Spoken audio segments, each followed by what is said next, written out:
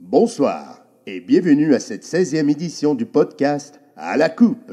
Ce soir, Yves a l'honneur de recevoir une ex-journaliste qui a su faire ses preuves et réussir dans son domaine, Emna Achour. Ainsi, il sera accompagné de Charlie Grenier, une vedette montante dans le domaine journalistique sportif. Merci et bonne écoute à tous!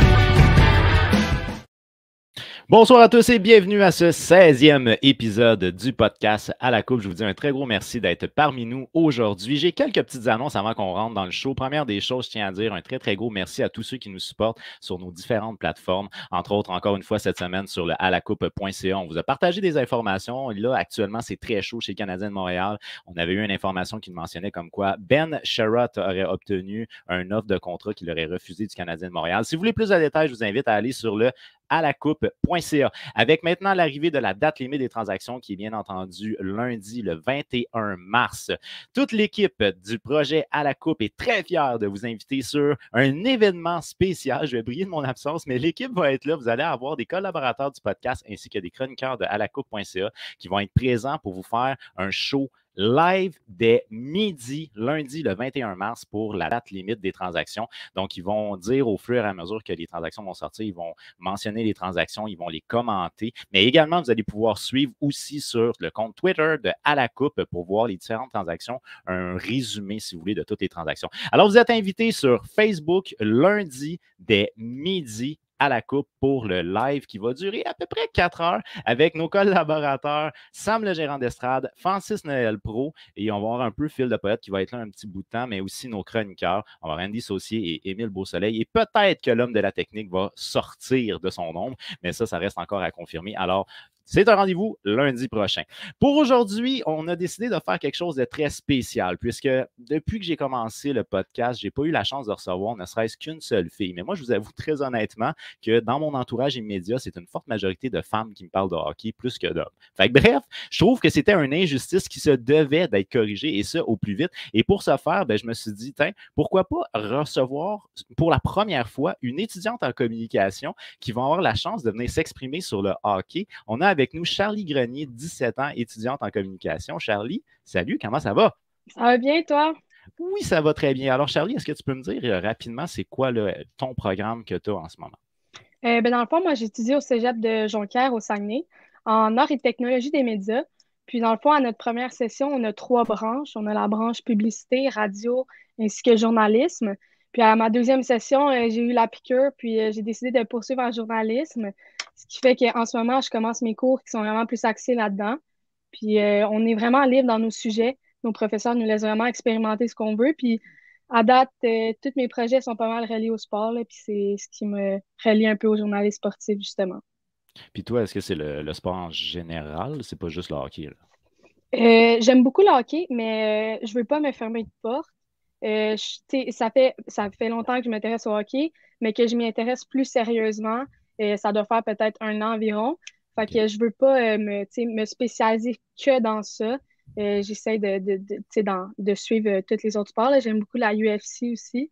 Fait que, ça donne aussi peut-être des avantages des fois, là, quand tu connais d'autres sports. Le hockey, c'est notre sport national. Tout le monde est informé du hockey.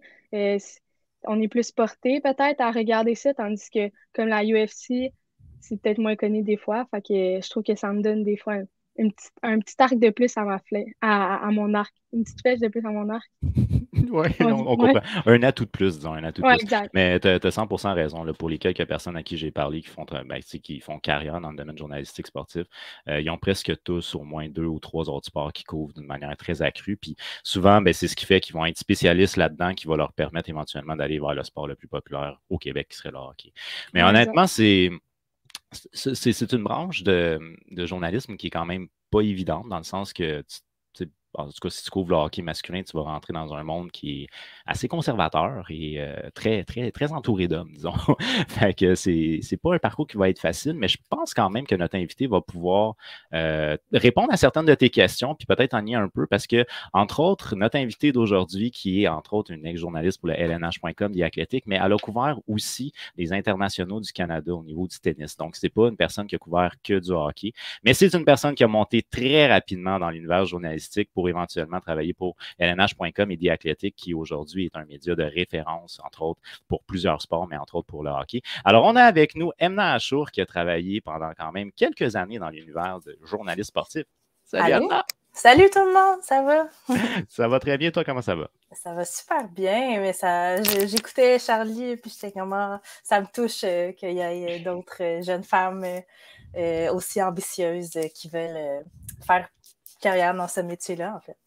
Puis très honnêtement, tu sais, en tout cas, moi, quand j'ai entendu parler, je veux faire d'autres sports, tout de suite, je me suis rappelé quand toi, tu couvrais les internationaux de tennis. Là. Si je Ben, fais pas erreur, moi, tu as commencé là.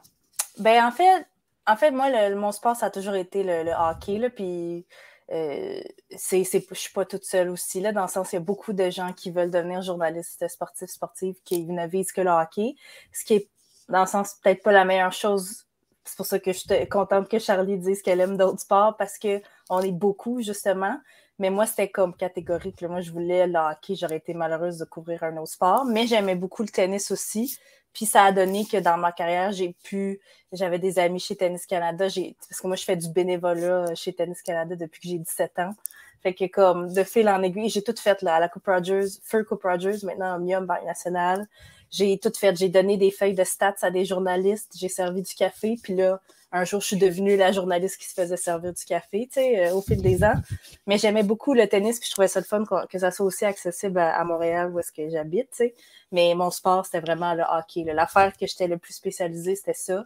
Puis ça a peut-être été plus dur, justement, à me faufiler parce qu'il y avait tellement de gens devant moi qui voulaient aussi faire ça. Mais je suis contente que tu parles de UFC aussi. J'ai une très bonne amie à moi qui est une ancienne journaliste aussi, que elle, c'était le UFC, son sport à RDS à l'époque. Caroline Delisle-Leblanc, si jamais tu veux la suivre sur les réseaux sociaux. Elle en parle encore, même si elle ne travaille plus à RDS. Puis c'est une référence. Là. Moi, j'y connais rien, mais je suis sûre que ce qu'elle dit, c'est vrai. Je connais Sweet Fuck All au UFC, fait que je peux vraiment pas vous aider. Puis, sinon, c'est ça, c'est que ta carrière a quand même, elle a monté quand même assez rapidement dans le sens que tu as commencé à travailler, je pense que c'est au LNH.com que tu avais commencé par la traduction, si je ne me trompe pas. À la presse canadienne, oui. Ma première vraie job, j'étais encore à l'université à l'époque, puis j'ai trouvé cette job-là parce qu'on m'avait dit l'été, il y a plein de gens qui partent en vacances. La presse canadienne, en fond, c'est une agence de presse, là, un truc qui va mourir un jour, je pense, avec l'avènement des technologies. Mais donc, une agence de presse où est-ce qu'on reçoit des choses que des journalistes partout à travers le monde ont écrit en anglais et nous, on les traduisait en français parce que nous, on n'avait pas nécessairement l'argent au Québec pour envoyer des journalistes partout à travers, tu sais, à Shanghai, puis fait que on traduisait beaucoup. Mais de temps en temps, il y avait des petites couvertures qu'on me permettait de faire. Genre, à ma 3e journée, on m'a fait faire une conférence de presse de golf. Je pourrais pas moins connaître quoi que ce soit sur le golf, fait que j'étais un petit peu stressée. Mais c'est ça, on dirait que là-bas, je me suis fait une base, j'ai appris, c'était la première fois que je travaillais dans une salle de nouvelles. C'était très plate et routinier, mais je savais que j'allais pas rester là toute ma vie. Je visais, en tout cas, je pense que c'est comme ça dans tout, mais surtout en journalisme, moi, je regardais tout le temps la prochaine job que j'allais faire, dans le sens, tant que c'était pas exactement ce que je voulais, il y avait tout le temps un onglet, là, emploi.qc.ca, d'ouvert, là, juste pour voir c'était quoi les autres choses, jusqu'à temps que j'entende parler d'une job à lnh.com, puis là, j'ai tout de suite appliqué, mais j'étais déjà à la presse canadienne à l'époque quand j'ai appliqué. OK. Donc là, ben, éventuellement, bon, tu vas faire ta carrière et tu vas prendre la décision de laisser tomber le journaliste sportif. On Ouais. n'ira pas tout de suite là-dedans. On va commencer maintenant. Charlie, je vais te laisser l'opportunité de poser les questions que tu veux lancer par rapport à, ne serait-ce que la réalité d'une femme dans le journaliste sportif, que ce soit l'ascension, que ce soit, peu importe, c'est à toi. Mon Dieu, j'irai avec une première idée. On a peut-être une vision, là, une perception de ce que c'est être journaliste sportif, mais qu'est-ce que c'est vraiment être journaliste sportif en tant que femme? Tu sais, j'ai eu la chance de parler avec des journalistes sportifs, des hommes, mais en tant que femme, j'aimerais savoir s'il y a une différence. Alors, le disclaimer avant qu'on commence, c'est sûr que moi, comme disait Yves, je ne suis plus journaliste aujourd'hui et je suis... Mon Dieu, c'est peut-être pas le bon... En tout cas, mais je veux être honnête avec tout le monde quand même, là, mais moi, je suis partie quand même en mauvais termes avec le milieu parce que je trouve que je me suis pas fait traiter à ma juste valeur. Mais avec du recul, je vois ce que j'aurais peut-être pu faire de différent et comment j'aurais pu mieux me protéger. Fait que ça me ferait plaisir de te partager ces trucs-là éventuellement, Charlie, parce que je pense pas que personne devrait devenir journaliste sportif jamais. Je pense juste que y a des moyens de se protéger un peu mieux que moi je l'ai fait. Mais donc, c'est quoi être une journaliste sportive femme? C'est tout le temps être toute seule de sa gang. C'est parce qu'on n'est pas beaucoup de filles dans le milieu. C'est ne pas être prise au sérieux. Et c'est, comment dire, toujours devoir prouver ta valeur. Après, moi, quand j'ai commencé ou quand j'avais, je sais pas t'as quel âge exactement, mais c'était au cégep, tu dois être début 17 vingtaine. ans, ouais. Non, même pas, 17 mon ans. Dieu, 17 ans. Alors, 17 ans, moi, j'étais tellement déterminée, comme je pense que tu l'es aussi, que, tu sais, moi, déjà à 17 ans, puis peut-être que toi aussi, là, on me le disait, là, non, vraiment, tu seras jamais capable, c'est bien trop tough être journaliste déjà, mais être une fille là-dedans en plus, franchement. Mais moi, j'étais tellement déterminée que j'ai pas laissé ça me déranger et venir comme obstacle. Fait que j'ai foncé. Puis c'est 10 ans plus tard, là, c'est comme à 27, 28 ans que là, j'ai fait comme, OK, wow! Là, on dirait que j'ai comme enlevé mes lunettes roses, puis là, j'ai réalisé que là, les attaques personnelles puis les remises en question de mes collègues gars, ils commencent à me gosser un peu plus. Fait que peut-être que j'aime pas ça tant que ça, puis peut-être que ça me tente pas de rester là-dedans si j'aime plus autant le sport qu'avant. Mais quand j'aimais vraiment ça, je m'en foutais là, de ce que mes collègues disaient, tu sais, mais je pense que si tu es préparé à être... Ben, c'est comme ça dans tous les milieux où est-ce qu'ils sont majoritairement masculins. Là. Je veux dire, tant que tu es déterminé puis que tu connais ta valeur, là, parce que c'est ça aussi, il faut jamais oublier que toi, si tu te regardes dans le miroir puis que tu es comme hey, je connais mes affaires, je connais mon sport, je suis une bonne journaliste, on s'en fout de ce que Bob puis Robert puis je sais pas Gilles ils disent là, tu sais comme mais tu sais oui après il y en a qui vont te mettre des bâtons dans les roues ou après la plupart des patrons c'est des gars, fait qu'est-ce qu'ils vont t'engager, est-ce qu'ils vont vouloir te donner une chance, tu sais ça prend aussi du monde de ton côté, mais si tu fais ton travail puis là je veux pas dire faire ton travail plus qu'un gars le ferait, dans le sens si t'es à tes affaires puis qu'on n'a rien à te reprocher, il n'y a aucune raison pourquoi tu réussirais pas. T'sais, même le gars le plus mal intentionné qui voudrait t'empêcher d'atteindre ton rêve, il ne pourra pas. T'sais, tu vas tout le temps réussir je suis convaincue, là, tu vas tout le temps réussir à le bypasser. Fait que c'est tough, mais si tu aimes ça, j'ai envie de dire, je sais pas si on a le droit de sacrer dans ce podcast, mais j'ai envie de dire fuck les gars, puis fais ton chemin, tu sais. Est-ce que la discrimination, mettons, envers les femmes est si flagrante que ça? Ou c'est quand même assez subtil puis c'est cas par cas? Ben, tu sais, je veux dire, c'est pas comme on pourrait voir dans un film là, où est-ce que, comme, mettons, en ondes, là, tu vas te faire call-out par tes collègues. Tu sais, oui, c'est plus subtil, t'as raison. Mais tu sais, après, c'est sournois aussi, puis c'est ça qui est plate, c'est que des fois, on te croit pas, mais toi, mettons, tu le sais que si, mettons, tes collègues gars, entre eux, ils cherchent une stat, ils cherchent un autre joueur, je sais pas trop, ils vont pas avoir le réflexe de venir te le demander à toi. Ouais. Même si toi, tu as le même nombre d'années d'expérience ou des fois plus que certains gars sur la galerie de presse, c'est comme un biais inconscient. Ils n'ont pas le réflexe de se dire « Ah, peut-être que la fille le sait ». Ils ont tout le temps le réflexe de dire « La fille, elle en connaît moins que nous ». Il y en a même que c'est encore pire, puis qui se disent « La fille est là juste parce qu'elle est cute. » Elle n'est pas là parce qu'elle mérite. T'sais. Fait que... ouais, vas-y.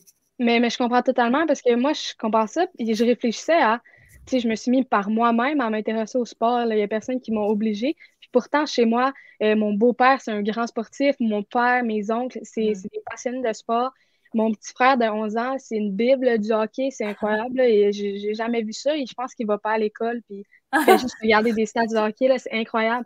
Fait que, tu sais, je suis entourée de sport. Je fais du sport moi-même. Puis c'est drôle, mais on dirait que je réfléchissais la dernière fois. Puis toute ma jeunesse, il n'y a jamais personne qui est venu me voir pour me dire que le Canadien a gagné. Il n'y a personne qui est venu me voir pour me dire que lui était échangé. Jamais. Mais ils en parlaient entre eux, mais jamais comme les filles. Puis autant que je pense pas que c'était volontaire, en tout cas du côté des gens qui me côtoyaient, là, mais j'ai remarqué qu'il n'y a personne qui m'a initié à ça comme volontairement. Ouais.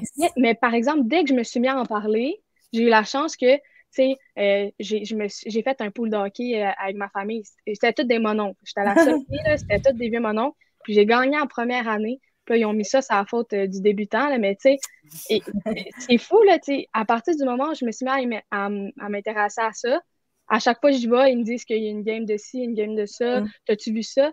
Fait que, tu sais, moi, je trouve que ça a un impact du fait que dès qu'on est jeune, on se fait pas, tu sais, les gars, ils leur en parlent, ils ont la chance de montrer l'intérêt pour ça, tandis que, oui, il y a des filles que ça les intéresse pas, autant qu'il y a des gars que le sport, ça les intéresse pas, là. C'est la même chose.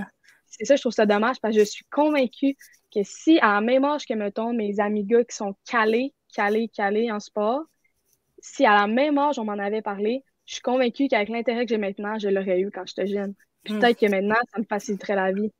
Ben, j'admire le fait que tu sois déjà toute consciente de tout ça à ton âge. Je trouve ça A1 parce que c'est exactement ça. Puis c'est comme un cercle vicieux parce que, comme tu dis, si même dans notre vie de tous les jours, on pense pas que les filles peuvent connaître ça, peuvent aimer ça, là, ça se transpose. Tu sais, moi, j'étais une employée. Là. J'étais sur la galerie de presse à tous les jours.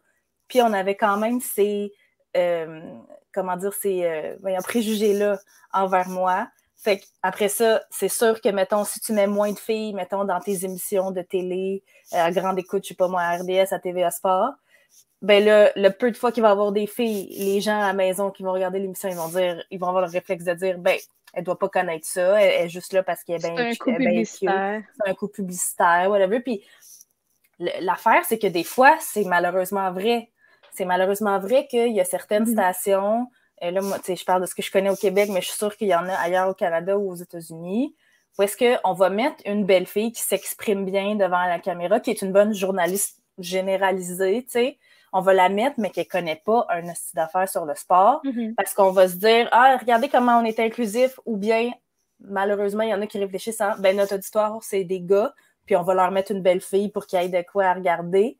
Fait que des fois, c'est vrai qu'il y a des filles qui connaissent pas vraiment ça, qui sont là, mais ça nous nuit à nous, les filles qui connaissons ça, quand ça arrive, tu sais. Parce qu'après ça, nous, on arrive avec toutes nos connaissances, puis on est comme, ben non, la fille avant toi, elle a mal prononcé le nom de tel joueur de hockey russe. Fait que on va plus jamais engager de filles. Tu sais, il y en a des embûches comme ça, mais je te dis, là, si tu te regardes dans le miroir ou tu te couches le soir, là, puis t'es comme, hey, moi, je le sais. Moi, je sais là, que j'ai fait mes devoirs, je sais, j'ai lu ce que j'avais à lire, je suis au courant de ce qui se passe, je suis passionnée. Il n'y a rien qui peut t'arrêter parce qu'ils pourront jamais t'enlever ça. Tu sais. Et puis, juste une parenthèse, le pire, c'est que dans mon entourage, la majorité des personnes qui connaissent beaucoup, exemple, les recrues ou les autres équipes, c'est des femmes, c'est pas des hommes. Les hommes, souvent, en tout cas dans mon entourage, c'est centré sur le Canadien. Mais pour le reste, c'est moins ouvert, disons. Puis, si je veux aller chercher des informations sur d'autres équipes canadiennes, pour moi, c'est des filles qui vont m'en parler. Puis, les noms, là, je veux dire, qui est capable de bien prononcer les noms? Là? Je veux dire, c'est ridicule à quel point est-ce que c'est top. Ben aussi, les stats. Tu sais, moi, des fois, puis je veux dire, surtout, là, je me rajeunis pas en disant ça, mais quand j'étais plus jeune, quand j'avais 14 ans, 15 ans, puis que j'étais vraiment à mon pic d'obsession de hockey, là, je connaissais toutes les stats par cœur parce qu'à l'époque, il n'y avait pas d'Internet. On pouvait pas googler la stats. Fait que si je voulais la retenir, il fallait que je la lise 14 fois puis que je la rentre dans ma tête, tu sais, que je la lise dans un journal ou dans un livre, là, tu sais. Fait que, puis là, en vieillissant, j'ai plus tu sais, j'ai connais sommairement les stats, mais je les ai plus autant sur le bout des doigts. Puis là, je me faisais reprocher par des collègues masculins.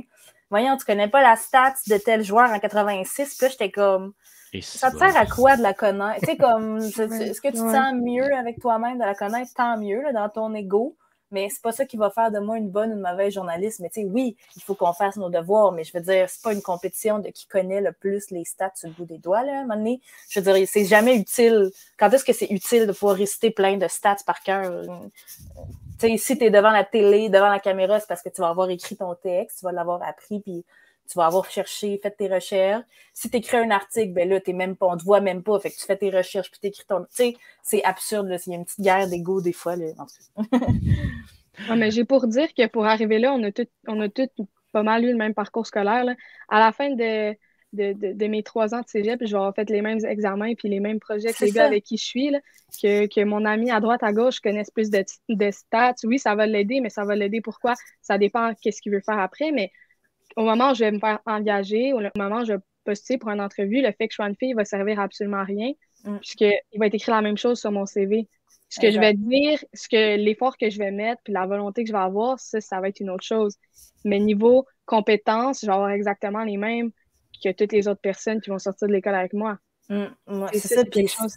ce qui fait la différence, tu sais, je trouve, comme tu dis, c'est pas le sexe, c'est pas le niveau de stats qu'on a rentré dans le cerveau, c'est le travail. Parce que cette job-là de journaliste, c'est pas du 9 à 5 lundi au vendredi. Mhm. C'est vraiment, t'es journaliste 24 heures sur 24, 7 jours sur 7. Puis Noël, s'il arrive de quoi ce jour-là, puis il faut que tu écrives un article, il n'existe plus Noël. Là. Comme on s'en fout que Ouais, ça ouais. soit Noël. C'est comme ça dans les médias en général. Là, la vie n'arrête pas, la Terre n'arrête pas de tourner parce que c'est la fête de ton petit frère ou c'est Noël ou c'est ta fête à toi, mettons. Fait que t'en rates des événements dans la vie, tout ça. Fait que c'est quelque chose qu'on fait parce qu'on est passionné, surtout là maintenant avec Twitter puis nos téléphones intelligents, là, c'est comme toute l'information est au bout de tes doigts tout le temps. Fait que tu peux être appelé à travailler à n'importe quel moment, sauf quand vraiment tu as des vraies vacances. Là. Mais tu sais, moi, quand j'étais journaliste, là, je le savais que de septembre à juillet, là, je travaillais. Même si on me dit samedi, t'as congé. Ouais, mais samedi, Piqué Souban, tu fais échanger, tu vas travailler, ma belle. Fait que c'est si t'es même talent, même je sais pas, même niveau de stats dans ta tête qu'un gars, mais que toi tu travailles vraiment plus fort, puis que t'es prête à, je sais pas, t'es prête à t'améliorer, t'es prête à écouter les critiques, t'es prête, ben c'est toi qui vas l'avoir la job avant ce gars-là, j'ose espérer. Là, Mhm. Puis est-ce que, parce que je sais que tu as déjà travaillé étroitement avec Chantal Machabée puis un groupe de femmes, c'était quoi exactement ce groupe-là? Tu parles de la photo que j'ai de moi avec 3 autres femmes, mais dans le fond, c'est qu'on était... puis là, moi, je suis partie parce que j'étais un peu tannée du sexisme là, dans le sport, pour faire un résumé, mais je pense qu'on va en parler plus tard. Mais il y avait quand même beaucoup de femmes à l'époque où moi j'étais là. Il y en a moins aujourd'hui, ce qui est triste parce que normalement, on devrait faire mieux, tu sais. Mais c'est ça, à l'époque, il y avait Chantal qui était à RDS, Elisabeth Rancourt qui était à TVA Sport, qui l'est encore, Jessica Rosnack qui à l'époque était à TSN, maintenant elle est à CBC, elle couvre moins le sport, elle fait partie d'une émission le matin.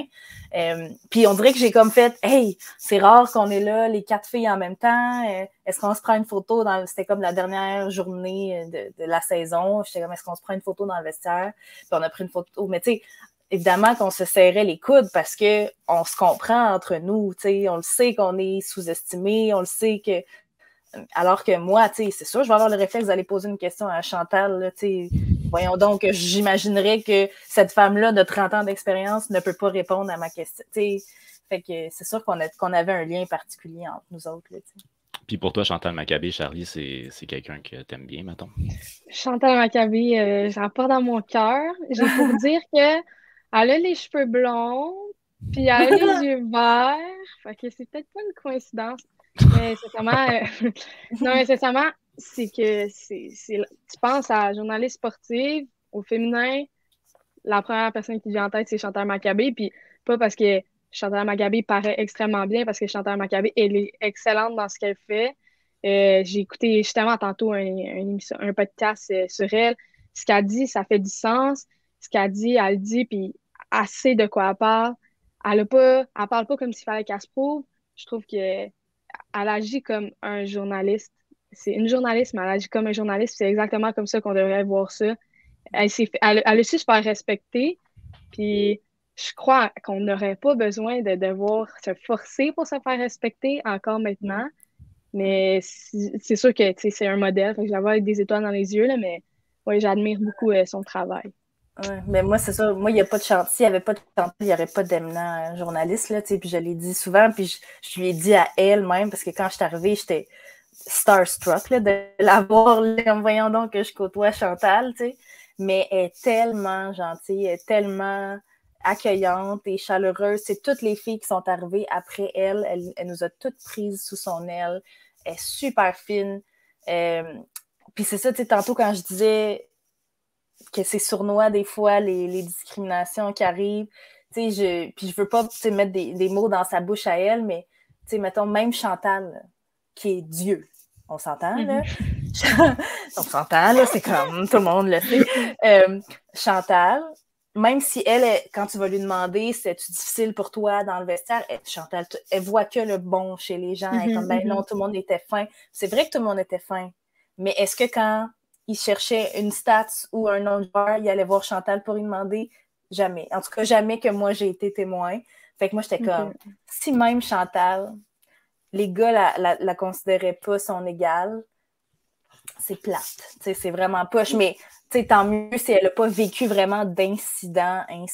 À part, elle les raconte souvent quand elle a vraiment commencé, là, puis que c'était comme, il n'y a pas une fille dans le vestiaire, c'était la première.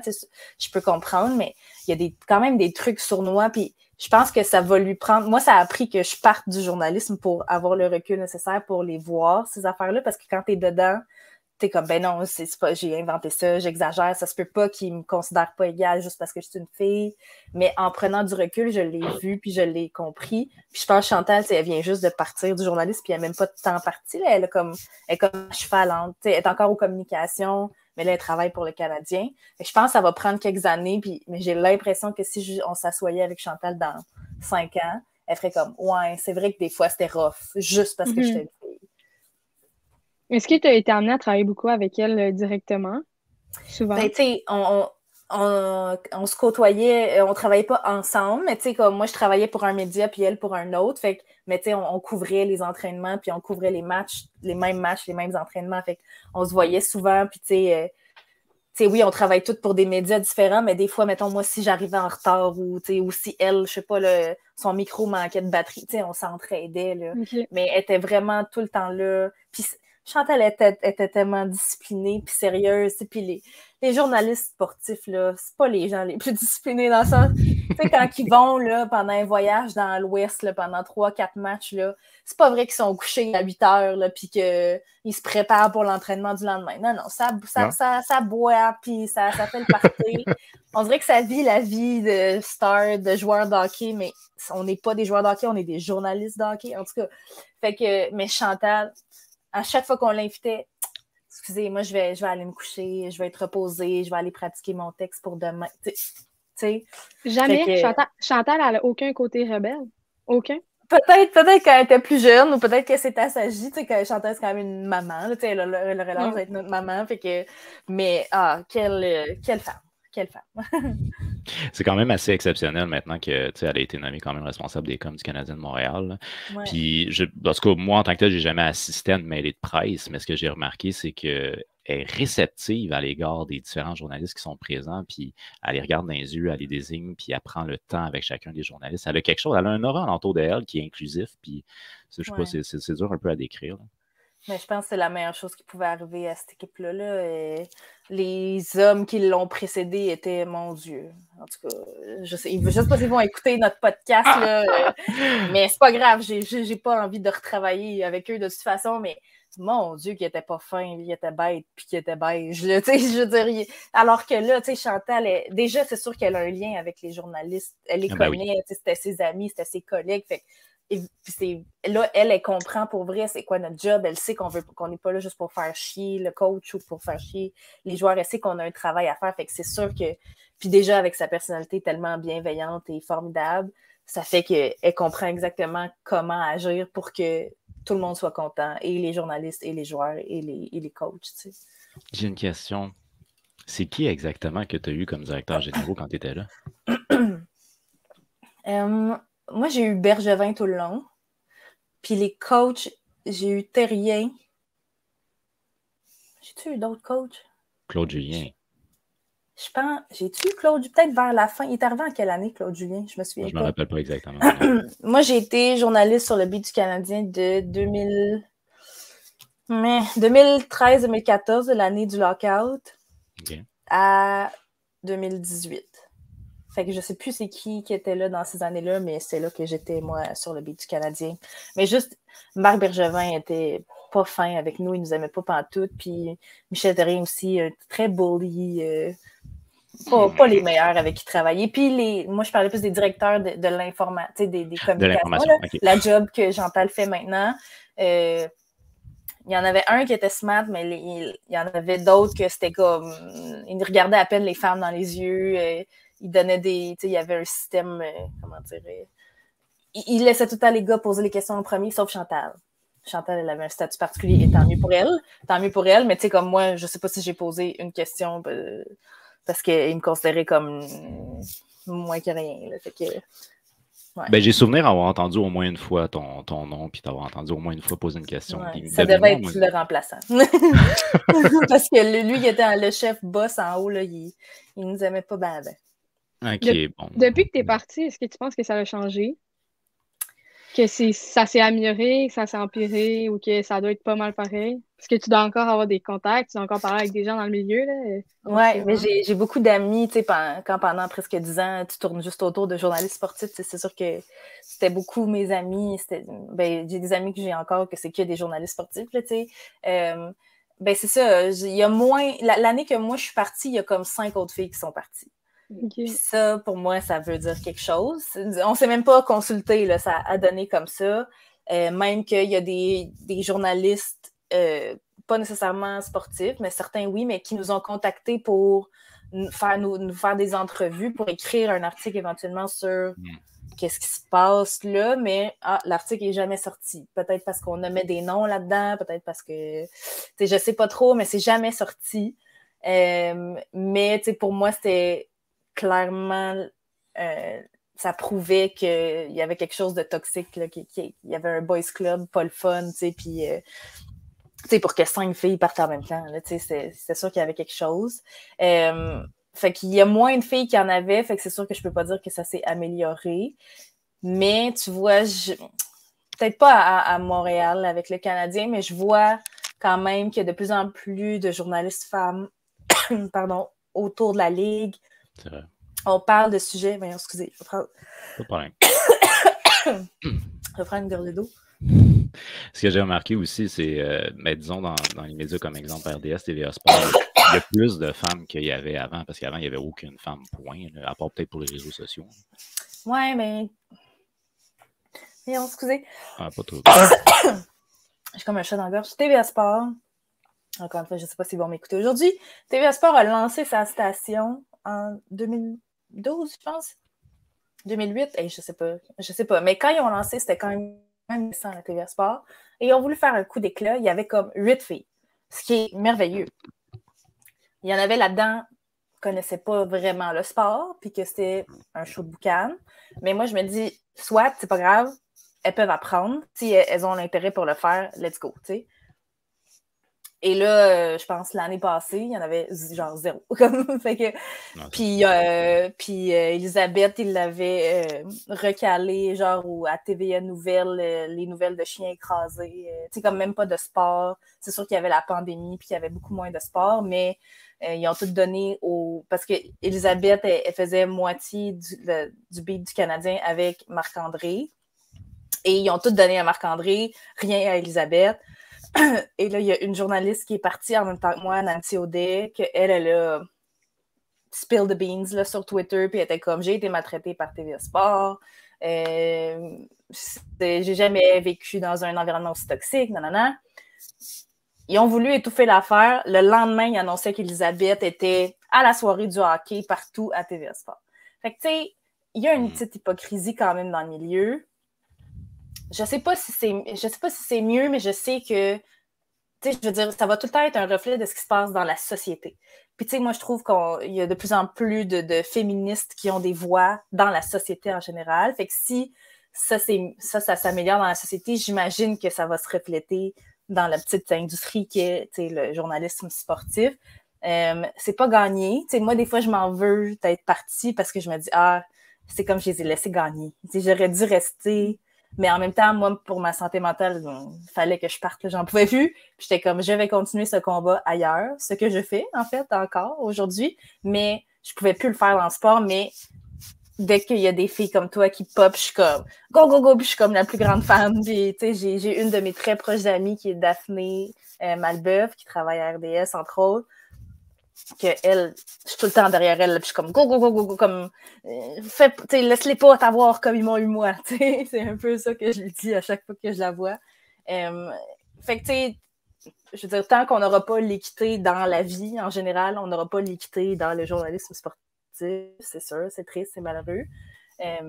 Mais si toi, tu sens que c'est vraiment ta passion puis que tu as envie de te battre, c'est peut-être toi qui va tout changer les choses. Parce que aussi, il faut dire, les deux sports que tu choisis, c'est des sports assez Mais consommateurs. en plus, moi, je fais même pas je fais pas de la UFC, on s'entend, mais tu sais, je joue pas au hockey, mettons. Tu sais, moi, je joue au soccer depuis que je suis toute petite. Je fais beaucoup d'entraînement aussi. J'ai fait pas mal tous les sports sauf le hockey, mettons, pour la UFC. Fait que, tu sais, je m'intéresse à ces sports-là, mais c'est vrai que la UFC, il n'y a pas personne qui connaît ça, c'est complètement faux, mais c'est beaucoup moins connu, là, tu sais. Il y a beaucoup, il y a des personnes qui suivent ça beaucoup, autant qu'il y a des gens qui savent pas pantoute c'est quoi, là. Ouais. Okay, ça, si t'aimes ça, je veux dire, il devrait pas avoir de genre sur un sport non plus, là, tu sais. Ça, c'est sûr. Tu sais, j'ai une amie, mon amie que je parlais tout à l'heure qui aimait beaucoup le UFC puis qui essayait le plus possible de couvrir des affaires qui avaient rapport au UFC quand elle était à RDS.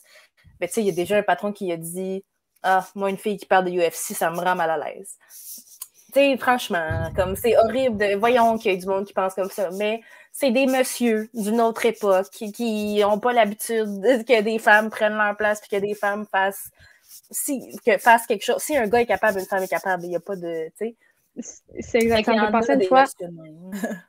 Ça me fait penser une fois, on regardait, je crois, une soirée, c'était des combats de boxe, là. C'était pas du gros calibre, là. On regardait ça, puis c'était une fille qui annonçait les joueurs, là, avec la grosse voix et tout. Mais c'était une jeune, elle avait même pas 15 ans. Là, elle était toute jeune. Ça devait être la première fois qu'elle faisait ça. Puis j'étais avec ma gang d'amis, puis je me souviens, hey, c'est vraiment bizarre que ça soit une fille qui fasse ça. Elle est donc même pas bonne, sa voix, ça fit pas. D'un, tu peux prendre en considération que ta fille est jeune, puis que c'est peut-être la première fois qu'elle faisait de sa vie, fait qu'elle est stressée. De deux, pas parce que c'est une fille que ça sonne mal, c'est que tu es habitué que ça soit un homme qui le fasse. Exact. C'est simplement que tu es choqué que ça soit une fille avec des longs cheveux qui sont en train de faire ça. C'est juste ça, puis c'est des petites affaires de même qui m'étonnent tout le temps. Ouais, mettons, je dis que moi, j'aime beaucoup regarder la UFC. Ah ouais, tu regardes la UFC? Ouais, je regarde la UFC. Ouais, pis... Pourquoi je regarde tout? Tu regardes ça à UFC? C'est quoi tu regardes? Mais les gens il y a des gens extrêmement réfractaires au changement. Peut-être qu'il y en a toujours eu des filles qui aimaient les UFC, mais qu'elles le disaient pas haut et fort parce qu'elles avaient peur de se faire juger. Là, tant mieux si vous êtes de plus en plus nombreuses puis que vous le dites sans gêne. Mais il y a du monde pour qui, quand c'est différent, c'est automatiquement pas bon. Ben non, c'est parce que tu es habitué que... Puis pour vrai, c'est fou parce que c'est exactement ce que je vis dans le milieu dans lequel je suis en ce moment. Tout est pareil. Je dis exactement les mêmes mots dans mes conversations. Le setting par défaut, c'est homme blanc, hétérosexuel. Fait que tout ce qui est pas ça, c'est bizarre. Mais est-ce qu'on n'a pas le droit, nous autres, les pas hommes blancs, hétéros, d'aimer le sport, puis d'enjoy ça, puis de connaître ça autant que vous? Comme voyons donc. Mais tu sais, je trouve que ça en dit beaucoup plus long sur la personne qui est donc fragile et donc susceptible tout d'un coup quand c'est quelque chose de différent que de toi qui amène quelque chose de vraiment nouveau et rafraîchissant. T'sais. Ça en dit long sur la personne, je trouve. Oui, je trouve ça étonnant parce que moi, je me dis que t'écoutes le même commentateur, que ce soit une fille, un gars, la même chronique, que t'écoutes le Sport 30, que ce soit une fille, un gars, ferme tes yeux. Si l'information est bonne, l'information est bonne. Ouais. Que la personne a les cheveux longs, courts, qu'elle a un sourcil ou deux, là, ça ne change rien. Là. L'information finale, c'est que le Canadien a gagné 2-1 ou que Caulfield, il est rendu qu'il joue au golf. Là, ça n'a pas rapport. Puis je sais pas si tu as eu ces commentaires-là, mais tu sais, des fois, c'est comme pourquoi t'aimes ça, le sport? Mais je suis comme, mais je peux pas, je sais pas, ça s'explique pas. Je me suis assise à un moment donné, puis j'ai trouvé ça le fun. T'sais, pourquoi toi, t'aimes ça, le sport? Tu sais, pourquoi toi, t'es un gars, t'aimes ça? Ça se pourrait que t'aimes pas ça?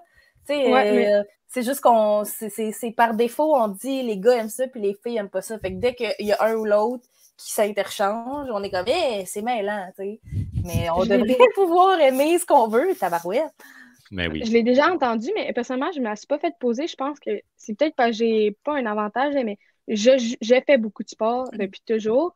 Fait que, j'ai toujours été portée à parler de sport parce que ça faisait partie de ma vie. Mais je connais des filles dans le programme, on n'est vraiment pas beaucoup là, qui s'intéressent, pas qui s'intéressent, il y en a sûrement plusieurs qui s'intéressent au sport, mais qui font leurs travaux là-dessus. On est peut-être 5, là, je pense, 6, dans ma connaissance, qui se sont exprimés à haute voix. Mais tu sais, moi, je fais du sport, fait qu'on me demande pas, mais il y en a une fille là, que je sais dans ma classe, elle fait pas de sport une miette, mais tu sais, elle est super intéressée, elle connaît ses affaires, puis ça change rien, là, je connais plein de gars aussi qui sont full bons, puis qui sont sacoches, puis qui font pas de sport pour une seconde. Là. Fait que oui, moi, je me suis pas fait poser, mais je sais que les filles, ils se la font poser. Puis tu sais, le changement se fait lentement. Mais tu sais, je me dis, le jour où les vieux boomers qui sont les patrons en ce moment de toutes les chaînes sportives, de tous les médias sportifs, une fois qu'ils vont être partis à la retraite, puis que ça va être des gens plus jeunes, comme moi, comme toi, qui vont prendre ces postes-là éventuellement. Tu sais, nous, on va avoir grandi avec cette ouverture-là dans notre entourage. Tu sais, je suis sûre que toi, la plupart de tes amis sont, comme tu dis, là, ils te parlent de sport, puis ils s'en foutent que tu sois une fille ou un gars, là, c'est comme, elle aime le sport, on va parler de sport, on va aller voir des matchs ensemble, Fait que, tu sais, plus ça va être ce monde-là qui va être en poste, mais là, je pense plus il va avoir une belle place d'accordée aux femmes dans le sport, parce que pour eux, ça va être juste normal. Alors que pour les messieurs de 75 ans, ils sont pas comme arrivés en 2022 encore. Ils trouvent ça encore bizarre que des femmes, ça aille un job et que ça soit pas à la maison en train de s'occuper des enfants. Fait que, c'est plus lent pour eux autres. Autant c'est drôle, là, je trouve que j'ai été mieux accueillie en majorité par mettons, des hommes plus vieux que moi qui sont dans le domaine du sport, que parfois j'ai plus de commentaires de jeunes de mon âge qui sont même dans mon programme que par des gens qui sont pas nécessairement dans le domaine du sport, mais exemple, ma première pensée, c'est ma famille, les hommes dans la famille, mes oncles, puis tout. J'ai jamais eu aucun commentaire, au contraire, là, je pense qu'il était content que je commence à en parler, que je participe aux conversations, tandis que ça m'a vraiment surpris, ça m'étonne. Je trouve que les petits boomers, là, ils sont plus de ma génération quasiment. Tu sais, il y en a que je connais pas, là, et comme tu dis, des fois, les plus haut placés, ceux qui gèrent les affaires, qui ont le gros bout du bâton, peut-être qu'eux, ils ont ces mentalités-là, mais c'est surprenant. Autant que j'ai des amis, je leur pose une question, puis c'est comme l'ami auquel j'ai loué sa chambre en ce moment. Je pose une question, puis il va me vider son sac, puis il va s'asseoir, puis m'expliquer tout ce que je veux. Autant que d'autres, ils vont te regarder croche, puis ils vont faire « c'est pas ça ». Ouais. C'est sûr qu'on peut pas généraliser, t'as raison. Mais tu sais, aussi, puis ça, c'est une chose que, on dirait, je voulais pas m'admettre, puis c'est comme mes parents qui me répétaient, mais j'étais comme, mais non, vous exagérez, mais il y a des gars aussi qui voient les femmes comme une menace, parce que, puis des fois, c'est inconscient, des fois, on peut pas leur en vouloir, mais eux autres, c'est comme, dans leur tête, c'est eux les meilleurs. Fait que là, s'il y a une fille qui arrive avec du talent puis des connaissances, non, tu viendras pas prendre ma place. C'est moi, je veux pas me faire tasser par une fille. Je veux pas me faire tasser par une fille, exactement. Fait qu'il y en a, même s'ils le diront pas ouvertement comme ça, des fois, dans leur inconscient, c'est ça qui se passe dans leur tête. Fait que des fois, c'est peut-être pour ça que des gens qui sont un peu de notre âge ou qui sont dans le même domaine que nous, tu te demandes pourquoi il t'aide pas, pourquoi il veut pas répondre à ta question, pourquoi il veut pas t'aider, pourquoi... C'est parce qu'il se dit, puis tu sais, c'est un milieu extrêmement compétitif, là, je comprends, là, c'est beaucoup d'appelés, peu d'élus, tu sais, il y a beaucoup de gens qui veulent faire ça, parce que c'est quand même cool d'être payé pour regarder du sport, tu sais. Ça rend l'utile à l'agréable, comme exact, exact, mais tu sais, fait que ces personnes-là, si t'en croises du monde comme ça, next. Passe outre, puis accroche-toi pas à ces personnes-là, puis surtout, laisse-toi pas marcher sur les pieds par ces personnes, parce que ces gens-là, encore une fois, ça en dit long sur eux autres. S'ils ont peur de toi, ben, c'est peut-être mieux que tu passes pas trop de temps avec eux autres. Puis moi, j'aimerais ça, parce que tu as quand même aussi assisté à des événements particuliers de la LNH, comme une finale de Coupe Stanley. C'était quoi, tu sais, là, mettons que toi, tu es sur la galerie de presse, là, tu vis un moment. On s'entend que c'est quelque chose de particulier pour toi. C'était comment exactement assister à une finale de Coupe Stanley en live? Mais first, c'était laquelle? Première des choses, c'est laquelle? Ouais, moi, c'était 2014. La finale, la moins le fun. Pour vrai, c'était comme la plus plate. Non, mais c'était plate. C'était Rangers-Kings. C'était une finale qui n'avait pratiquement aucune répercussion au Québec. Là, c'est pas comme quand il y a, je sais pas, une équipe qu'on aime full ici au Québec ou je sais pas, qu'on est investi. Là, c'était comme plate. C'était les deux villes les plus loin en termes de géographie. Fait que, puis là, tu sais, je sais que je me plains, puis je veux dire, j'ai eu la chance de le faire, de la couvrir et de la couvrir de A à Z. Fait que quand l'équipe était à New York, j'allais à New York. Quand l'équipe était à LA, j'allais à LA. Mais comme la fatigue, le décalage horaire, le burn-out, pour vrai, c'est un gros blanc pour moi, cette période, parce que ça n'a pas duré longtemps en plus, là, ça a duré 5 matchs. Fait que c'est quoi, 2 semaines peut-être? C'est un gros blanc dans ma tête parce que j'étais extrêmement jeune. Là, je commençais là, avec LNH.com. C'est comme ma 2e saison. Puis là, on m'a envoyé toute seule. Je n'étais même pas encore amie avec mes collègues journalistes. Fait que j'étais vraiment toute seule. Et là, j'étais stressée. Puis, je veux dire, il y avait énormément de pression sur mes épaules. Je ne pouvais pas faire d'erreur. Fait que je m'en suis mis extrêmement beaucoup. C'est comme, oui, on voit le côté glamour, puis en plus, c'est pas 2 villes plates, là, New York puis LA, on s'entend. Mais moi, je passais 10 heures à l'Arena puis 6 heures dans ma chambre d'hôtel à écrire. Là. J'ai pas profité de New York puis de LA, pas en tout. Peut-être que si j'étais plus expérimentée, j'aurais mieux géré mon temps, j'aurais été moins stressée, puis j'aurais pu, faire comme, OK, ben cet texte-là, tu sais quoi, il va attendre, c'est pas grave, je vais aller faire du magasinage à Manhattan, puis après ça, je retournerai travailler un peu, mais j'étais tellement stressée que j'étais comme... Fait que je me rappelle de pas grand-chose, mais je me rappelle de la journée que la Coupe Stanley s'est gagnée. Tu sais, c'est comme il t'explique, c'est comme là, quand tu finis le match, ben là, vous allez pas dans les vestiaires comme d'habitude, là, c'est comme vous allez sur la glace. Là, moi, j'étais stressée. J'étais comme, je vais-tu me péter à la gueule sur la glace, puis là, toutes les caméras vont me voir, puis là, je vais avoir l'air de la donne à des niaiseux. Tu sais, j'étais stressée par plein d'affaires. En plus, t'es stressée parce que tu veux écrire un bon texte, parce que c'est la finale de la Coupe. Et là, en plus, c'était le cauchemar de tout journaliste. Le match se finit en 2e prolongation. Ça, c'est la pire affaire. Surtout pour un journaliste écrit, là.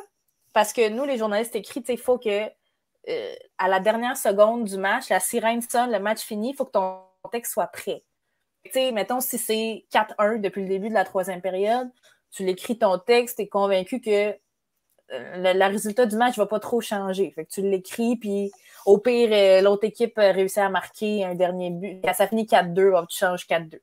Mais quand c'est un match en prolongation, tu n'as aucune idée de ce qui va se passer. Fait que là, dès que le but se gagne, tu peux pas apprécier le fait que, oh mon Dieu, les Kings ont marqué un si beau but. Non, c'est comme, faut que j'écrive un texte en 4,5 secondes. Tu sais, fait que t'es comme, puis là, t'es en haut, puis là, faut que tu cours en bas. En tout cas, fait que là c'est ça, j'explique le côté moins glamour. C'est le fun, pareil, mais c'est comme, c'est le stress, là, c'est comme, t'as pas le temps d'apprécier ce qui se passe. Puis après ça, moi, j'arrive en plus sur la glace, je fais la file. Parce qu'une fois de Coupe Stanley, on est beaucoup de journalistes. Là, on est comme toute la ligue au complet est là. Fait on pense qu'on est beaucoup de journalistes à Montréal, mais fais ça fois 30 villes. Là, mais on est beaucoup. Fait que tu fais la file, là, ça finit par être à toi. Là, moi, on me met de côté, on me dit non, ton accréditation n'est pas la bonne. Moi, je pète une coche. Je suis comme non. Ça fait pas 16 heures que je passe à ton hostie d'Arena pour que tu me refuses l'accès à la glace la journée que la Coupe Stanley se gagne. Fait que là, finalement, c'était leur erreur. Il avait mal checké. Il me laisse rentrer sa glace. Là, moi, je marche comme un pingouin pour essayer de pas me planter. Je suis en talon haut en plus. Bravo, Emma. Oh, wow! En talon haut. Puis là, les joueurs se sautent d'un bras. Ils sautent d'un bras de leur famille. Puis là, t'es comme, je veux pas te déranger, mais j'ai un peu un article à écrire. Fait que je veux te laisser vivre ta joie.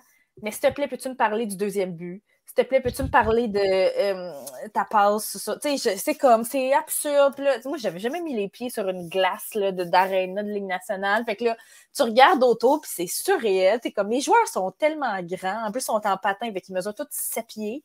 Puis là, je suis là avec moi, je mesure comme 4 pieds 8. Là, fait que là, en tout cas, c'est surréel. Je me rappelle de pas grand-chose. Je me rappelle que j'avais tout récolté mes entrevues, puis là, il fallait que je cours aller écrire mon texte.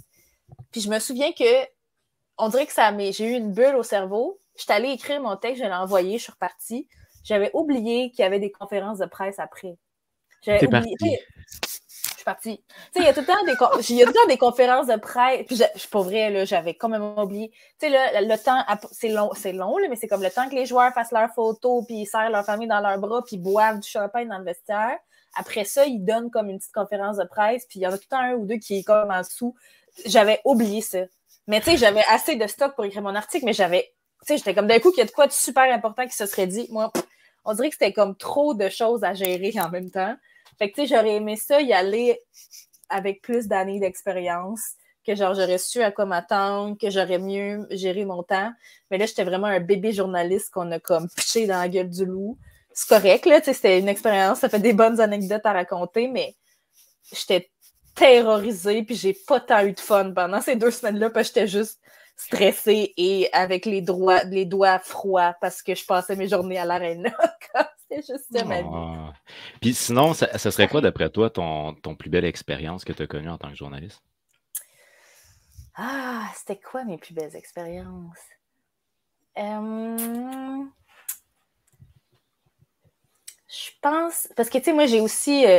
entre LNH.com et The Athletic, je suis comme partie 2 ans parce que j'étais tannée de la routine puis je voulais comme essayer d'être journaliste, mais travailleuse autonome. Fait que je voulais aller couvrir des événements sportifs, mais ailleurs dans le monde. Fait que j'avais comme fait une entente avec mon boss à LNH.com de, tu sais, le championnat du monde junior et le championnat du monde senior. J'étais comme, si je m'arrange pour payer mon avion puis être là sur place, est-ce que tu me payerais pour mes articles, mettons? Puis est-ce que tu m'aiderais à avoir une accréditation pour l'événement? Puis il m'avait dit oui, pas de problème. Fait que j'ai couvert un championnat du monde en junior en Finlande, puis 2 championnats du monde senior, le championnat du monde que personne n'écoute parce que c'est en même temps que les séries dans la Ligue nationale, là, c'est comme au mois de mai. Il y en avait un en Russie, c'était comme moitié Russie, moitié Allemagne, non, c'était tout en Russie, puis il y en avait un qui était moitié France, moitié Allemagne. Fait que ça c'était vraiment le fun. Parce que ça, c'était comme, j'ai pas de patron qui regarde par-dessus mon épaule, je suis complètement maîtresse de mon temps et de ma répartition de tâches. Tout ce que j'ai à faire, c'est livrer ce que lui veut, mais comment j'organise ma journée, à quel entraînement je vais, quel joueur j'interviewe, c'était tout moi qui décidais avec ça, j'ai adoré ça. Puis, en tout cas, pour moi, once you go travailleur autonome, you never go back. Là. Après ça a été vraiment difficile pour moi de revoir un patron. Et ce qui fait que j'ai toffé 1 an à The Athletic, puis je suis partie après, puis j'aimais pas ça, avoir de patron. Puis j'aime encore pas ça. Je suis humoriste aujourd'hui, puis j'en ai pas de patron, puis c'est parce que je suis plus capable. Mais ça, j'ai vraiment aimé ça. Couvrir, tu sais, comme être hors de ta zone de confort, t'es pas... Tu sais, comme là, moi, j'allais à Brossard, là, 6 fois par semaine, là. J'arrivais en retard, je me préparais moins bien à la fin. Tu sais, à un moment donné, c'est comme, qu'est-ce qu'il va me dire aujourd'hui, Gallagher, qui m'a pas dit hier? Tu sais, je devenais sloppy, puis c'était plate. C'était comme la routine plate. Mais quand t'es genre à Paris, c'est comme, oh, OK, là, faut pas que je me perde dans le métro, faut que j'arrive assez de bonne heure. Là, les joueurs aussi sont comme, la vibe est différente parce que les joueurs aussi sont comme excités, sont comme à Paris, ils sont pas dans leur routine plate où est-ce qu'ils haïssent les journalistes. Là, c'est comme, hey, j'ai essayé tel resto aujourd'hui, toi, où est-ce que tu as soupé hier? Tu sais, j'ai développé des liens avec des joueurs puis des coachs, surtout. Moi, mon coach préféré à vie, c'est John Cooper, le coach du Lightning, parce qu'il est exceptionnel, puis qu'il parle tellement bien, puis qu'il est intelligent, puis qu'il est vraiment smart avec les journalistes, mais parce que j'ai appris à le connaître quand j'étais en France puis en Allemagne. En France, ouais, c'est cette année-là, me semble, ou c'était en Russie. Non, c'était en France puis en Allemagne. Puis, je veux dire, tu sais, on est les seuls Canadiens dans la place. Fait que c'est sûr qu'entre nous, on va se jaser. Fait que, tu sais, il venait, pendant qu'on attendait, je sais pas, pour un joueur, il venait jaser avec nous. Ah ouais, avez-vous vu qu'est-ce qui se passe avec Justin Trudeau? Tu sais, comme on parlait d'affaires de chez nous, là, je sais pas. Puis après ça, quand je l'ai recroisé l'année d'après, quand je travaillais avec Athlétique, tu sais, j'étais allée une couple de fois à Tampa pour couvrir des affaires.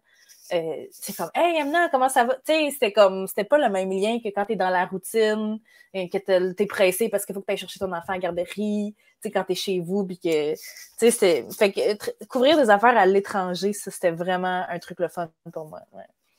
Puis les séries en général à Montréal, c'est complètement, les gens sont complètement fous, là, les fans, là. Fait que, tu sais, des fois, on pouvait même pas entendre. Excusez, est-ce que vous m'entendez bien? Ouais, non, mais t'as couvert une série à Montréal? Oui, j'ai couvert, je pense, toutes les années que j'étais là, je pense, ils ont fait les séries, sauf peut-être une année. Fait que, tu sais, c'était jamais très loin. Là. Je pense que le plus loin qu'ils étaient allés, c'était en 2015, quand ils sont allés... non, en 2000... non, le plus loin qu'ils sont allés, c'est en 2014, quand ils se sont rendus en finale de l'Est contre les Rangers, que Carey Price était blessé. Puis que là, Crider, on s'en rappelle, puis que là, c'est là que j'ai fait la finale de la Coupe Stanley sans le Canadien. Mais, tu sais, ils se sont rendus en deuxième, troisième ronde une couple de fois là, dans les années que j'étais là. Fait que, mais tu sais, même un premier match de première ronde, l'ambiance est quand même folle au Centre Bell. Tu sais, fait que des fois, tu essaies de travailler comme journaliste, mais c'est sous le champ parce que, tu sais, on a tous déjà été fans, on est tous des fans de hockey, puis on a tous presque déjà été des fans du Canadien avant de devoir, tu sais, avoir une certaine objectivité, puis de devenir journaliste, puis d'être neutre, tu sais. Mais je veux dire, je peux pas être insensible à une foule de 23 000 personnes qui crient go Habs go. Tu sais, comme si j'avais des frissons ou, tu sais, des fois, t'entendais même pas. Tu sais, le Canadien marquait un but puis ça criait pendant 6 minutes. Fait que t'essayes d'écouter le temps du but pour écrire ton article, t'entends rien parce que les gens hurlent. Tu sais, ça, c'était le fun. Est-ce que tu as été dans d'autres arénas? Ben, je sais que tu as été New York, tu as été Los Angeles, mais est-ce que tu t'es promené avec l'équipe, genre, as-tu été dans d'autres arénas? Ouais, la seule année que j'ai fait ça, c'était pas mal. En série, quand le Canadien jouait contre une équipe, j'allais dans l'autre ville aussi. Fait que, mettons, c'était plate parce que je suis tombée sur Ottawa une année. Ottawa n'a pas une très grande ville à explorer. Attends, mais il n'y avait pas eu une série contre Boston, il me semble, dans ces années-là? Je pense que ouais, t'as raison, mais je l'ai pas, je pense qu'on n'avait pas de budget à ce moment-là, fait qu'on me l'a pas fait couvrir, mais j'ai eu la chance d'aller à Tampa une couple de fois quand le Canadien jouait contre Tampa, puis ça, Tampa, c'est une ville vraiment le fun, je conseille à tout le monde, c'est vraiment une belle ville, tu sais, les gens vont au hockey en gogoune, tu sais, voyons, puis tu sais, l'aréna est au centre de la ville, tu sais, c'est pas une grande ville, mais tu sais, je sais pas, il y a le bord de l'eau, les gens sont relax, je sais pas, j'aime toute cette ville-là, j'aime l'équipe, j'aime comment l'aréna est faite. Tu sais, contrairement à, mettons, l'autre équipe en Floride, que là, est à Sunrise, puis Sunrise, c'est loin. Je suis allée là-bas pour un repêchage une fois, puis c'est loin. Là. C'est comme, il n'y a rien à côté, fait que tu peux pas apprécier comme autant qu'à Tampa, parce que, tu sais, de mon hôtel, je prenais un petit taxi pendant 10 minutes, puis j'étais rendue, tu sais, ou des fois même, j'y allais à pied, tu sais. Est-ce que c'est vrai que le hockey est quand même populaire à Tampa Bay? Parce qu'en tout cas, c'est ça que j'ai lu. Oui, ben surtout, tu sais, c'est sûr, ça aide qu'ils ont été bons là, dans les dernières années. Là, moi, j'ai un de mes textes que je suis le plus fière, parce que moi, j'ai commencé à écouter le hockey en 2003-2004, l'année que le Lightning a gagné la Coupe. Fait que c'était comme ma première... après le Canadien, c'était ma première équipe que j'ai vraiment aimée. Là. J'ai encore mon jersey du Lightning. Je les aime d'amour. C'est Vincent Lecavalier, Martin Saint-Louis. Tu sais, comme... Moi, j'ai vécu une émotion là, quand Martin Saint-Louis est arrivé coach du Canadien. Là. J'ai comme fait... Là, je suis plus censée aimer ça, le hockey, mais là, peut-être qu'ils vont me le faire aimer. Là, parce que là... Mais, fait que moi, c'était mon équipe. Fait que là, d'aller à Tampa, j'étais allée à Tampa mon année athlétique, parce que là, j'avais comme un peu plus de liberté pour écrire des longs textes, des dossiers que, tu sais, plus recherchés, que je pouvais faire plus d'entrevues, plus que juste comme, hey, explique-moi ton but, puis Carey Price a fait 23 arrêts, puis c'est ça mon article, tu sais. Fait que là, j'ai décidé de faire un gros dossier sur le hockey à Tampa, justement, et le legacy de Vincent Lecavalier. Parce que c'est depuis lui là, que c'est devenu populaire. C'est depuis cette Coupe Stanley-là que c'est devenu populaire, là, le hockey à Tampa. Fait que puis j'étais allée dans... Vincent Lecavalier est beaucoup impliqué dans un hôpital pour enfants. Il ramasse des dons, même s'il ne joue plus, là, tu sais. Fait que j'étais allée dans cet hôpital-là, tout le monde m'a parlé de Vincent, tout ça. Fait que c'était vraiment... J'ai parlé à Vincent Lecavalier. Moi, mon téléphone a sonné à un moment donné, puis sur l'afficheur, c'était écrit Vincent Lecavalier. Comme je peux pas l'expliquer, là. Moi, c'était mon joueur préféré, là. Tu sais, puis la première fois que j'ai interviewé Sidney Crosby, c'était mes 2 joueurs. La première fois que j'ai interviewé Sidney Crosby, j'espère qu'il n'y a aucune trace vidéo de ce moment-là. Mais non, mais c'était épouvantable. Je devais sonner comme tu sais, c'est ridicule. C'est ridicule. Mais fait que oui, fait que ça, tu sais, le hockey à Tampa, les gens ont vraiment accroché. Là, puis c'est tout le temps plein, ou presque, tu sais, depuis que Stamkos est là. C'est des bonnes équipes à chaque année. Fait que, puis là, ils ont gagné 2 coupes Sanitude. Fait que je pense pas que ça va s'épuiser de sitôt. Puis j'ai une question qui est un petit peu hors contexte, mais j'aimerais ton opinion parce que vu que Tampa Bay a gagné une coupe Stanley il n'y a pas si longtemps, Kucherov qui se présente à une assemblée de presse en chess, est-ce que c'est insultant pour les journalistes? Écoute, moi, là, je suis tellement la personne la moins... moi, je suis tellement la personne la moins stricte, là. Tu sais, moi, là, à ce jour, je comprends pas pourquoi il y avait un dress code. Mettons, moi, j'allais travailler en veston puis en talons hauts. J'ai jamais porté de veston puis de talons hauts de ma vie, puis j'ai jamais posé la question pourquoi on fait ça. Je le sais pas, mais il y a comme une espèce d'affaire weird qui existe dans le hockey de non-dit puis de trucs stricts puis rigides, tu sais, comme Lou Lamoriello qui veut pas que ses joueurs aient les cheveux plus longs que ça, qui a fait raser son pin chaque Plekanec. Voyons, qui fait ça? Qui fait raser la magie à Plekanec comme ça? Fait que moi, ça me... Tu sais, moi, les joueurs, là, je suis comme, ils ont déjà assez d'affaires à gérer. Laissez-les donc vivre, là, c'est des humains, là. Mais tu sais, Lou Lamoriello et plein d'autres personnes dans le hockey, dont, j'ai envie de dire, Marc Bergevin, là, c'est comme, il faut que tout le monde soit beige. T'sais, moi, là, Shea Weber, je ne l'ai jamais côtoyé parce qu'il était blessé l'année que j'étais là. Il était blessé toute l'année, le pauvre, fait que je ne l'ai pas interviewé une seule fois depuis qu'il est arrivé avec le Canadien. Pour moi, Shea Weber, que le Canadien annonce que Shea Weber est capitaine, d'un point de vue fan, pour moi, ça ne fait aucun sens parce que c'est le joueur le plus plate qui a jamais existé. Dans le sens plate, pas émotif, là, tu sais. Mais il fitait parfaitement avec la beigitude du Canadien. Parce que le Canadien voulait tellement être plate, voulait tellement pas que ça dépasse. La preuve, ils ont échangé Piqué Subban parce que Piqué était bien trop le fun pour eux autres. Fait que et là, il amène Shea Weber, j'étais genre, c'est vraiment ça le Canadien. c'est ça le hockey des fois. OK. Et sinon, est-ce que toi, tu avais une dernière question, Charlie? Peut-être que j'irais avec peut-être un cliché, là.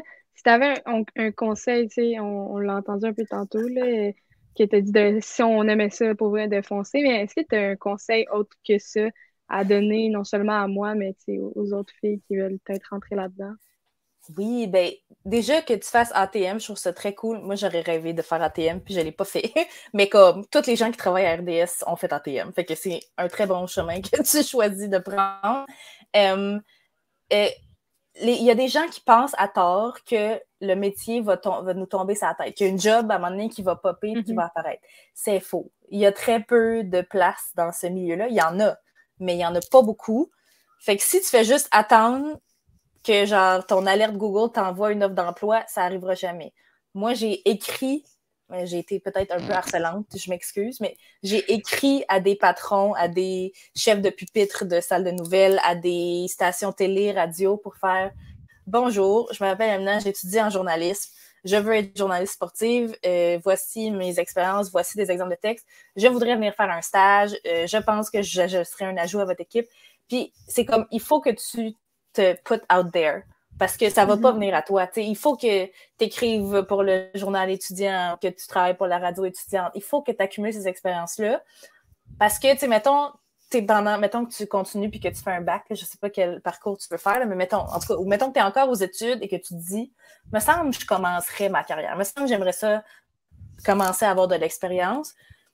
Des fois, dans l'offre d'emploi pour travailler à la presse, mettons, ça va te dire 4 années d'expérience. Mais où est-ce que je vais les chier, mes 4 années d'expérience? J'ai le temps,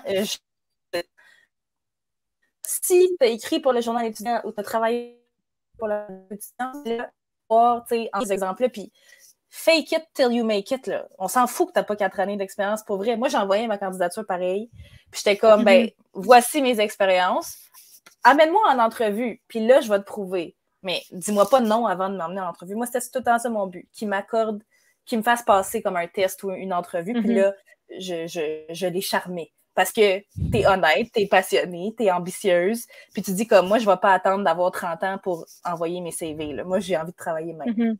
Ce serait ça mon concept. Une petite parenthèse, là, je connais un gars qui travaille comme aiguille, je pense aiguilleur chez RDS, et je te jure que il y a eu le email du gars, OK, à tous les semaines, pendant près de 3 mois, il envoyait un email, puis il disait, puis est-ce que vous avez vu mon offre, puis est-ce que ça peut être intéressant, puis en même temps, je pense qu'il faisait des choses sur Internet, sur Twitch, genre, fait qu'il parlait de ce que lui, il produisait, puis aujourd'hui, il travaille chez RDS. C'est sûr que c'est rough parce qu'il commence, là, mais il travaille chez RDS. C'est ça, il y a tellement de monde qui veulent faire ce job-là. Il faut que tu te démarques, il faut que tu ailles la chercher, ta job. Il n'y a personne qui va te la donner gratis. Là, Bien là, on a fait le 1 heure. Fait que, première des choses, Charlie, tu as fait ta première entrevue, si je ne me trompe pas. Yay! C'était-tu ta première fois? Pas nécessairement. En forme de podcast, oui, mais pas en première entrevue. Mais en forme de podcast, oui. OK, ça, c'est une première. Mais tu avais déjà fait un style radio, ça se peut-tu? J'ai déjà fait des entrevues téléphoniques, une entrevue en personne, mais sinon, non.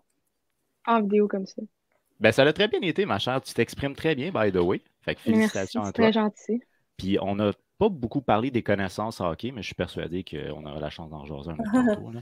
Mais sinon, ben, un très, très, très gros merci, les filles. Ça a été super de vous recevoir. Emna, franchement, tu as une très belle expérience. Puis ça, c'est hyper intéressant. Charlie, franchement, tu es inspirante. Là. Moi, je suis convaincu que tu vas réussir à aller quelque part. Là. Fait que, bref, dans les deux cas, un gros merci, les filles. Merci de l'invitation, c'est très gentil. Puis bon courage, Charlie. Appelle-moi si tu as des questions. Ça va me faire plaisir. Parfait. Merci beaucoup.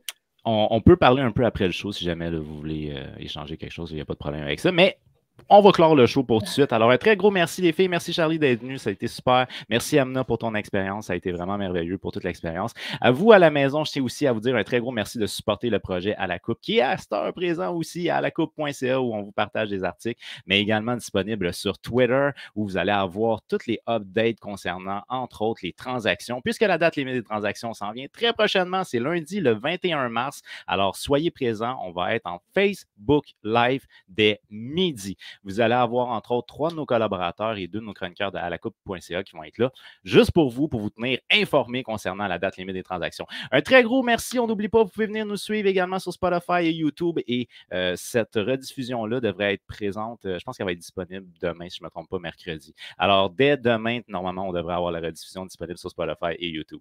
Un gros merci à vous. Je vous souhaite une excellente fin de soirée, puis on reste connectés parce qu'on a d'autres choses qui s'en viennent. All right, bye-bye.